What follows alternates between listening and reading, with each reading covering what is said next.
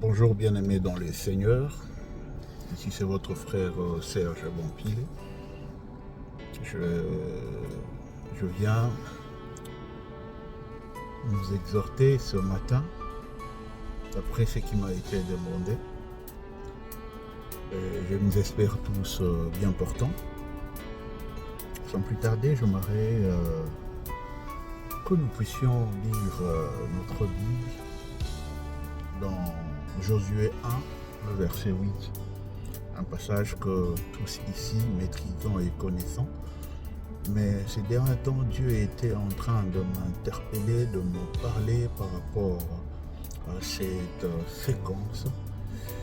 Alors que Moïse, le serviteur de Dieu, était décédé, parti, Dieu se tourne vers l'assistant de Moïse qui était Josué. Et là, il lui dit, tu as le bâton de relais, c'est toi qui dois continuer le travail, c'est toi qui dois faire entrer ce peuple dans la terre promise. C'est toi, c'est toi, c'est toi.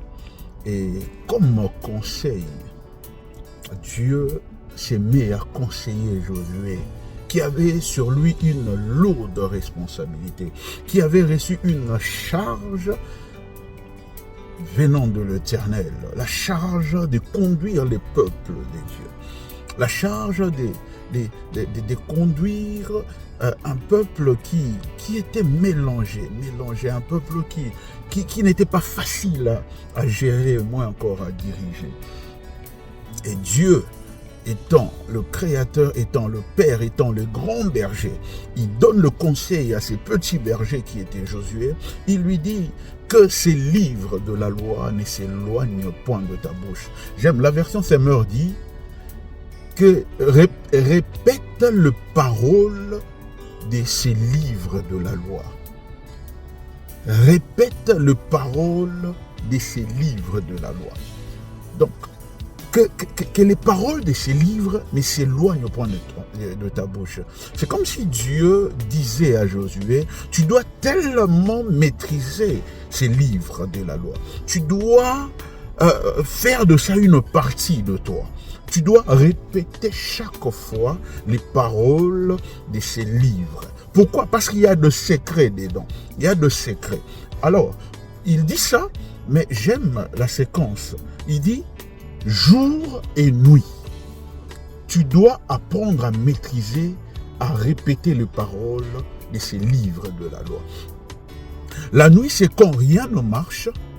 Dieu dit, quand rien ne marche, quand tu ne vois rien devant toi, quand c'est compliqué, même quand ce peuple va être compliqué, il est important que tu maîtrises les paroles de ces livres de la loi pour les répéter. Pour les répéter, même quand rien ne marche, quand tu ne vois plus rien devant toi, quand l'avenir est devenu sombre, que ces livres de la loi ne s'éloignent point de ta bouche. J'aime ce que le psalmiste dit dans Psaume 119, verset 105. Il dit, ta parole est une lampe à mes pieds. Quand c'est noir, quand ma tête, mes yeux ne voient plus rien, c'est ta parole qui éclaire mes pieds, ta parole qui me montre où poser mon pied pour avancer.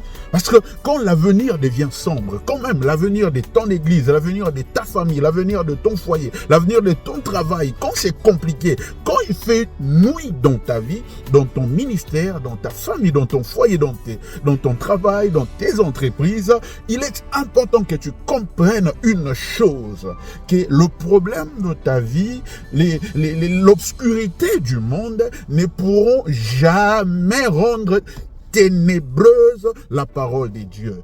La parole de Dieu a la capacité de venir éclairer même là où c'est tout noir. Souvenez-vous, au commencement on dit la terre était informe et vide, il y avait le ténèbre remplissait la terre, mais la parole est sortie et la lumière est venue. Il ne s'arrête pas là pour dire ta parole est une lampe à mes pieds, mais il dit encore et la lumière sur mon sentier. C'est ta parole qui éclaire mon chemin, qui me montre où placer mon pied pour avancer.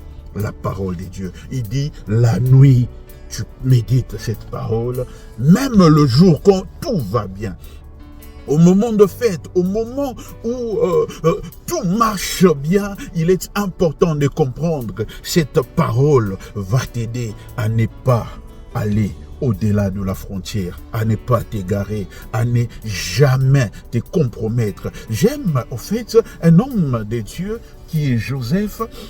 Il est importé, on l'a vendu dans un pays étranger, et là c'est compliqué. Il reçoit une proposition de la femme de Potiphar. Rappelez-vous, la femme de Potiphar, c'était pas n'importe qui. Hein? Dans un pays étranger, la femme vient te faire une faveur. Il vient te faire une faveur, elle te dit, couche avec moi et tu auras des avantages.